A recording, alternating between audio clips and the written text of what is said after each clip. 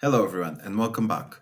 Today, we're going to break down one of the most important concepts of technical analysis support and resistance areas, and how traders use them to spot high probability setups. Support and resistance are price zones where the market tends to react either by reversing or pausing. Support is where price often finds buying interest and bounces up, and resistance is where price tends to face selling pressure and bounce back.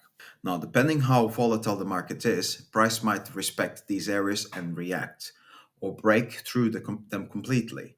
But just because a level is broken, that doesn't make it invalid. In fact, a broken support can often turn into resistance and vice versa. This concept is called role reversal. So if we look on this example on the charts, we can see that the price is reacting on this support area. And then when the price touches that area, it reacts and comes back up. And this place over here, the price has formed a resistance. And if you can see here, it has break through the resistance, but because there was selling pressure from the sellers, the price went down, then touching the support area again, touching here the resistance, and then when going back down again, touching the support, coming back up, touching support again, and then going back up, reacting from the resistance, and then breaking the resistance. What we need to be aware when the markets are playing is that oftentimes the markets basically create new areas of support and resistance.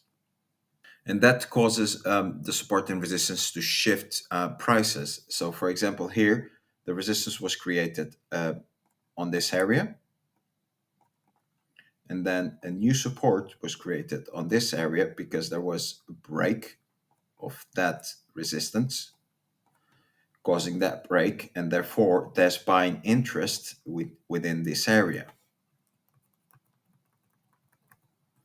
Then price moves up again, touch the resistance, reacts, touches supports, reacts from resistance, but because the pressure of the resistance wasn't enough, the price ended up breaking up. So there are two main types of support and resistance areas, which are static levels and dynamic levels.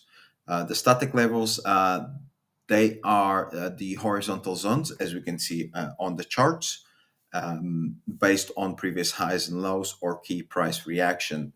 As I've mentioned before, the price reacts on certain areas to which creates new areas of support and resistance. And if we continue, there's another resistance over here, to which then this is a support. What we can do is basically aim at them and then expect if the price reaches it and reacts, we can enter a trade and move with the price. Where dynamic levels are things like it could come from indicators, it could come from trend lines. So if we go on the next chart, as we can see here, these are called dynamic area of resistance, as well as we can make an area of dynamic support, if we see here.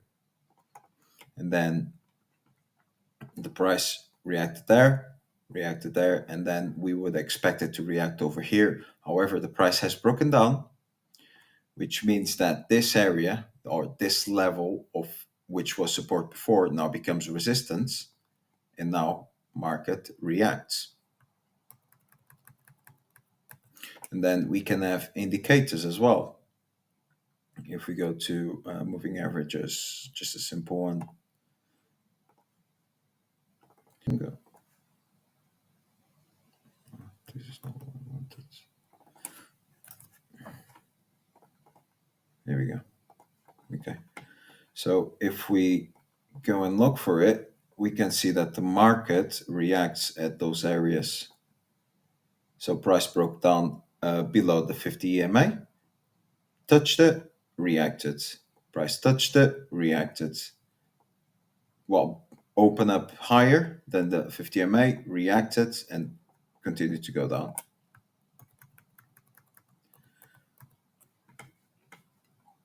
So support and resistance zones are key areas of value which traders use them often.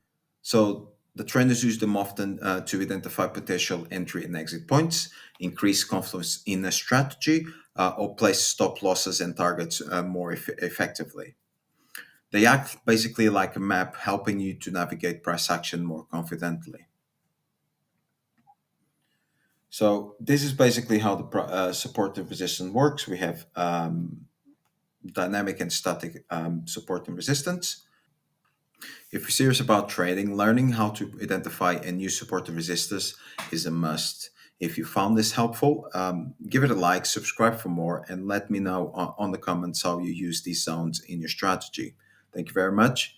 See you next time.